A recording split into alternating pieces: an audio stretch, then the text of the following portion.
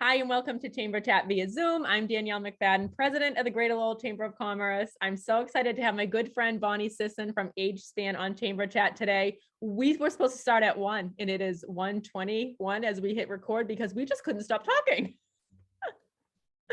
As usual. So nice to catch up and hear all about everything that's going on with you. And I can't wait to hear about the rebrand to AgeSpan. Well, thank you for having me. I love these 20-minute chats, and you can get all kinds of things across. So yeah, it's been December 1st, January 1st, February 1st. So 2.5 months. And I'm still trying to, what do they say, 21 days to a new habit. And I'm still trying to, for 42, and we were just talking about how long I've been here. So for 42 years, I've said elder services. So please indulge me if I just for a blip think, oh my God, wait a minute, AgeSpan. How can I help you? Yeah, that's going to take a while. And we were talking off air 42 years. And I said, I think that you started as like a kindergartner and you were singing to elders, and then they thought you were so great, they put you on payroll. And here you are 42 years later. I know, and it's been a remarkable journey. I mean, we're going to talk about AgeSpan and some of the, just how to access the services and everything. But when I look at over the years, when I came, there were 3 services, and now there's like just incredible, like over 70 different things. And again, that old adage about, necessity is the mother of invention. Every time somebody needed something, we kind of created or invented a program that would address that need. And so over the years, that's how come, Ombudsman and Shine and S&P, and, when people started to have problems with trying to figure out Medicare and how to navigate, when everything became more complicated, you needed somebody to help you uncomplicate it. So I guess that's, where we come in. And I've always looked at the agency as a regional resource on aging, all things aging, and there is so much information out there now about, aging and elder care and caregiving, and sometimes even the language is confusing. And, people have all these talking points, and, they're trying to have people understand what it is everybody does. For years we were confused with the V&A. They thought we were all one big happy family. And so it's, just trying to navigate all of this. And then to make things even more interesting, you go on the internet, and it's like, it's the equivalent of opening the Yellow Pages years ago. Where do I start? Like, yes. It's just, and you have to do so much research if you're going to let people into your parents' home to take care of, if you pay privately, but you just, you really want to know that people are vetted. And so calling AgeSpan is probably the best first phone call you can make, because we can at least help you decipher the language and steer you in the right direction. Anyway, we merged with North Shore Elder Services in July of 2019, and recently rebranded, and we're now known as AgeSpan. I guess I'd say, yes, the name has changed. However, the commitment to adults and families, caregivers, and professionals out there has not. Our new service area now covers 28 communities. We've had the 23 in the Merrimack Valley for 40 years, and now added, let me remember, Middleton, Marblehead, Peabody, Salem, and Danvers. Wow. So I'm impressed that you remembered all 5 of those. It took me forever to So I am too. Yeah. Today's a good day. Yeah. And you must have them like in a certain order. Like I would always do it like alphabetical. I know. But anyway, we're mission driven, and I was just looking at a calendar, something the other. I was trying to figure out how I was looking at. I forget what I was looking at, but anyway, I was doing this math on a calculator, and we're in our 48th year, so 2 years. So I'm starting to say almost 50 years. That is incredible. We've just tried. The agency has really made great strides in making sure that there's a wide variety of very creative programs and services, in-home services that are accessible, and that we just continue to meet the needs of a very, very diverse and aging population. Who have a lot of different lifestyles. You look at the different kinds of housing now. You have congregate, you've got elder housing, the assisted living, and then of course, people who still who stay in their own home, who age in place. So wherever you call home, we believe that the home-based care and all these the community supports and everything, the assisted living platforms, all of that, they promote independence, but in engagement too. It's one thing to be independent, but if you're not engaged in your community or you're engaged in the housing or with other people, that's an important part of it as well. So there's all kinds of community supports out there to help caregivers and families who have who, if that's going to be me, very independent, opinionated, strong-willed, I'm not going anywhere unless I choose to do so, kind of family member. So it's, we've got our hands full with a lot of diverse and the different populations too. And the other thing you have to remember are the resources in some of these, like in Lowell, the resources there would be very different for older people than say in Marblehead. And so you really have to know who your audience is and what kind of supports the community already has in place. And then we're there to sort of complement what's already there. And I think that's a huge part of our success. So the other thing I had these 5 points I wanted to make. So yes, our name has changed. I like this. I just have to sit here and smile. La, la, la. Oh, well, you can ask me a question. You're great. You're such a great. Well, no, my third point I just wanted to say is that our door is always open, no matter where you are at any given moment, you can call and speak to somebody directly. And that's what I love about the staff is they just meet you where you are. It's not, how did you get here and where do you think you got to go or how did this happen? We meet you right where you are in that moment and try to just figure out what the best plan is. And then you can go back to figure out maybe how someone got there or, and then just have more of a long-term plan about like where it is that you want to go. But the person's involved in that, it's not somebody making an arbitrary decision about, your life. Anyone can request a visit at your home, your office, or out in the community. I mean, some of our staff have met people at a Panera or a Dunkin' Donuts and just discussed what's next over coffee, especially sometimes if it's a family member and it's sensitive and you don't want to talk around them and you don't want to talk about them. It's, you can request that, and we have an incredible staff of professionals with training and experience. And now we have, I think we're up to an 11 language capacity. Wow, that's amazing. And so it really is. And it's not just the social, we have social workers and then, they integrated nurses, health and social services. So we have nurses and, but the mental health clinicians, housing, nutrition, legal, finance, of course, IT, so that I can talk to you via these Zoom meetings, opportunities. Well, yeah, and we all work as a team, to help you and your family with the best possible choice, because that's really what you want, the best possible choice for you. Yeah, you're such a huge resource. And I mean, it's such an emotional thing with so many ideas and opinions and personalities at play when you think about an elder and then their children or even siblings. And and we know how to navigate. Right. And they work with sometimes too, you get a family, with 4 or 5 siblings who all have a different idea about what is best for mom. Mm-hmm. And sometimes they forget to ask mom what she thinks might be best for her. Right.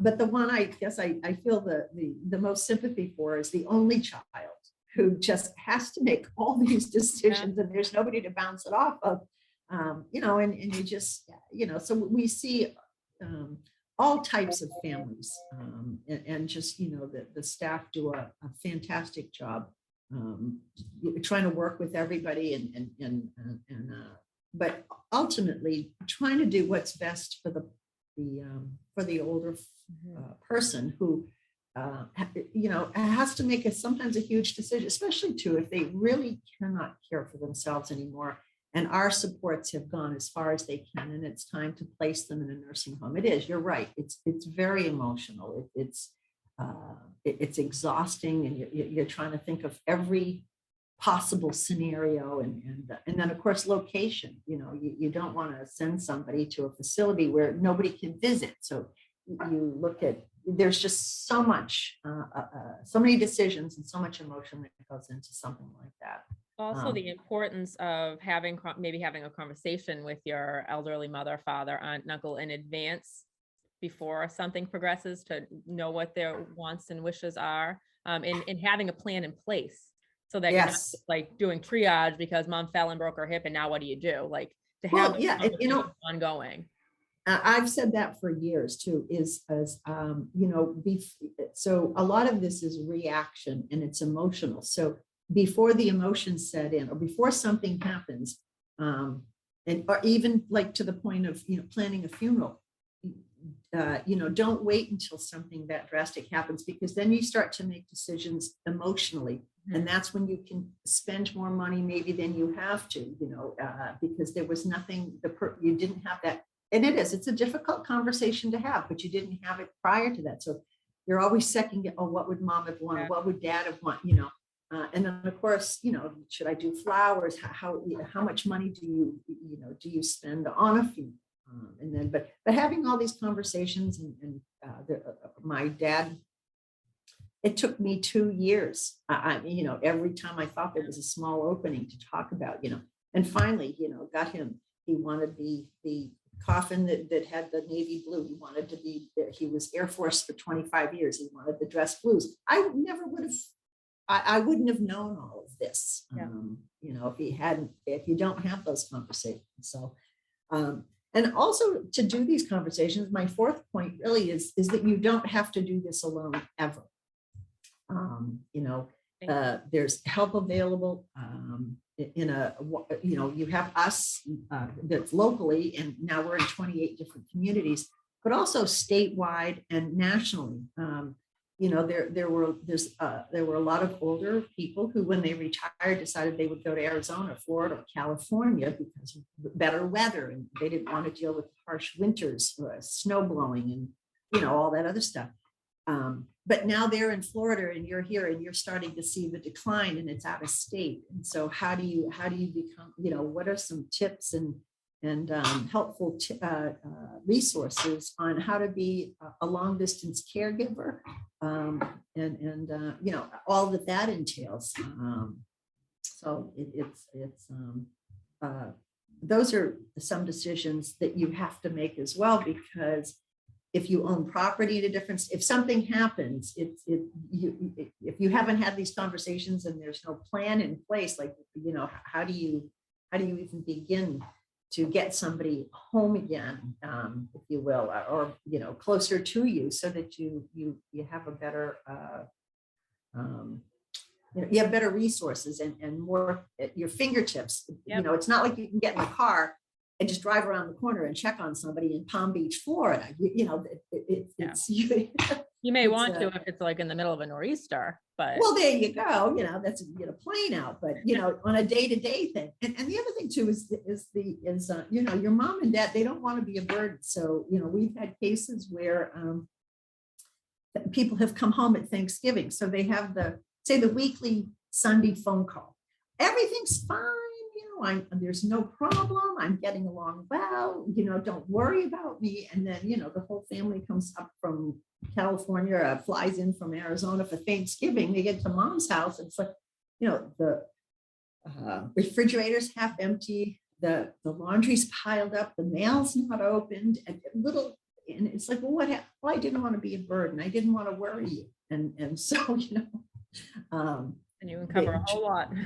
Try to fix everything that's gone wrong over Thanksgiving weekend before they fly back out home again. So, but anyway, we just want people to know that no matter where you are in your personal journey, no matter what age-related issue or concern that you're currently challenged with, that AgeSpan is committed to supporting an individual's choice that to remain as safe and independent as possible for as long as possible. Mhm. But safety is really is paramount. You know, you can age in place, but if you don't have the support, informal or formal, you know, the people who come in that we supply, or your informal support, your family, your friends, you know, a granddaughter here or there, somebody that you know, whatever home is defined by you, that you are safe. And you can be as independent as you want, but if you're not safe, that's the key. And also to just really lastly to know that our board of directors, the advisory council, Joan Hayden, the CEO, Joan Hayden Roy, our CEO, right on down to the staff, that each person here is just passionate, really, in our belief that older people do want to remain comfortable, at home, independent, but safe. And that's really our mission, and really our whole you know, reason for being, I guess, is really focusing on the independence and safety and an individual choice. So I guess AgeSpan, call us anytime, 1-800-892-0890, or check us out anytime. We have a new website, wonderful, very easy to navigate, agespan.org. We'll post a link to that. You know, Post the you links. can call, yeah. And there, you know what, it doesn't matter how silly you think it is, or how, you know, crazy your question might be. If you can't move forward and you can't help your mom or your dad move forward, or you know, or it's sometimes life is like those little puzzles, you know, you can't get here from there, and you get sort of jammed up. You know, there's always somebody here that can help you talk it through. And it might just be a phone call. Sometimes just a phone call and some information can be the most powerful resource you find. Absolutely. And we want to be that resource. And you say like somebody might have a question that they think is like crazy, but I'm sure you've heard it all at this point. So if you have a question, or if you're thinking something, there's a family that's already gone through that. Already gone I mean, through it's it. we can all relate to having somebody older in our life that we love and care about and what's best for. I mean, it's a universal thing. I don't think there's anybody that says, you know, I haven't loved somebody that was older. Yeah. And, you know, and there's a lot of different personalities. I mean, I was a caregiver for my mother was diagnosed with Alzheimer's, and my dad made the decision. He was keeping her at home, and all of us found a job that we could do to help support him, my two sisters and my brother. And then my uncle, I was a caregiver for him for 10 years, a congregate resident. And so that was a different kind of household and different dynamics. Yep. And then when my father got sick, my father was 25 years military. He was more comfortable issuing orders than taking them, especially from me. So, you know, families have their work cut out for them. And that's why these conversations ahead of time are so important, because just the blink of an eye in your life, we were talking earlier about how both of us have taken a little spill on the ice, and how in a blink of an eye, your life, you know, your circumstance can change. And so if you have these conversations ahead of time, and you're talking more with your head instead of your heart, I think people make better decisions. So anyway, thank you for having me. I don't know. It's nice to see you. Yeah, we'll have to do this again soon sometime. I hope maybe in person. Yeah, that would be nice. I would love to go back to the old studio. You know? I know. Yeah, we're talking about in-person events and all that stuff. And then Amanda Claremont just started with us this week. I don't know if you know Amanda. Yes. Been a member forever. So she's our new director of member engagement. So there's gonna be a lot of fun stuff happening out of the chamber. Well, congratulations. Yes. I'll let her know. So we're super excited. So good stuff ahead for 2022. I'm saying that. I know. I know this is the year that we take 2 steps forward and stay there, not 2 steps forward and 10 back. I like that. So we'll be like where we were a couple of years ago. I think even further. Yeah. Anyway, I'm right there with you. I think this has got to the whole COVID thing, everything we've I think no matter who you talk to, and a lot of our clients, you know, the older folks who have been in housing and everything, and just, you know, not been able to get out or be with family and friends and everything. You know, it's we're you know, really looking at And I don't think even with the school, with the kids and everything, I think the unintended consequences we will start to see over the next year or two. And we'll be addressing new issues, but know that we're here, we're in your neighborhood, and AgeSpan, no matter where you are, life's journey, give us a call. Awesome. Thank you so much, Bonnie. I'll talk to you soon. Thank you. Take it Bye. easy. You too. The Coalition for a Better Acre invests in communities, developing stable neighborhoods, and building futures. Since day one, Enterprise Bank has been CBA's leading local funder because Enterprise understands commercial lending, how to streamline the process, and make it easy, serving as a trusted advisor and partner. Whatever your idea of success, Enterprise can help get you there. Enterprise Bank. Create real success. Member FDIC. Equal housing lender.